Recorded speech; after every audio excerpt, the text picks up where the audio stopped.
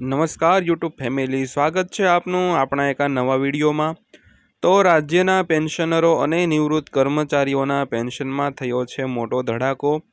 તો વિડીયોમાં વિગતવાર ચર્ચા કરવાના છીએ, તો વિડીયો અંત સુધી જોજો અને વિડીયોને લાઇક કરી આપણી આ ચેનલ સબસ્ક્રાઈબ પણ કરી લેજો। તો શરૂ કરીએ આજનો વિડીયો। તો ન્યૂનતમ પેન્શન પર નિર્મલા સીતારમણ।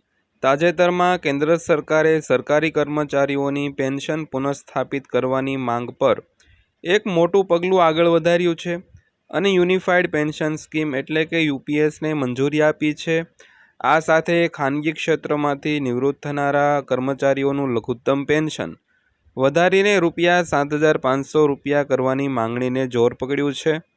ખાનગી કર્મચારીઓના પેન્શનરોનું મોટું સંગઠન લાંબા સમયથી પેન્શન વધારવાની માંગ કરી રહ્યું છે।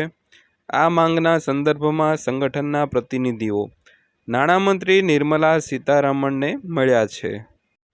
તો નાણામંત્રી સાથેની બેઠક દરમિયાન લઘુત્તમ પેન્શન વધારીને ₹7,500 પ્રતિમાસ કરવાની માંગ કરવામાં આવી હતી।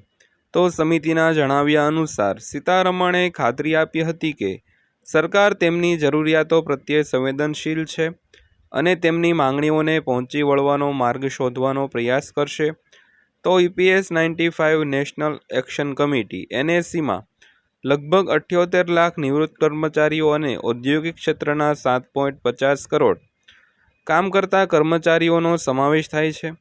સમિતિએ નિવેદનમાં જણાવ્યું હતું કે નાણામંત્રીએ પ્રતિનિધિ મંડળને ખાતરી આપી છે કે સરકાર વૃદ્ધોની જરૂરિયાતો પ્રત્યે સંવેદનશીલ છે અને EPFO દ્વારા રજૂ કરાયેલા પ્રસ્તાવ પર ગંભીરતાથી વિચાર કરી રહી છે। તો પેન્શન ₹1,450થી વધારીને 7,500 કરવું જોઈએ। તો સમિતિના જણાવ્યા મુજબ નાણામંત્રીએ તેમની ખાતરીનો પુનરુચ્ચાર કર્યો કે સરકારી પેન્શનરો માટે નાણાકીય સુરક્ષા સુનિશ્ચિત કરવા માટે પ્રતિબદ્ધ છે અને તેનો ઉકેલ શોધી કાઢવામાં આવશે।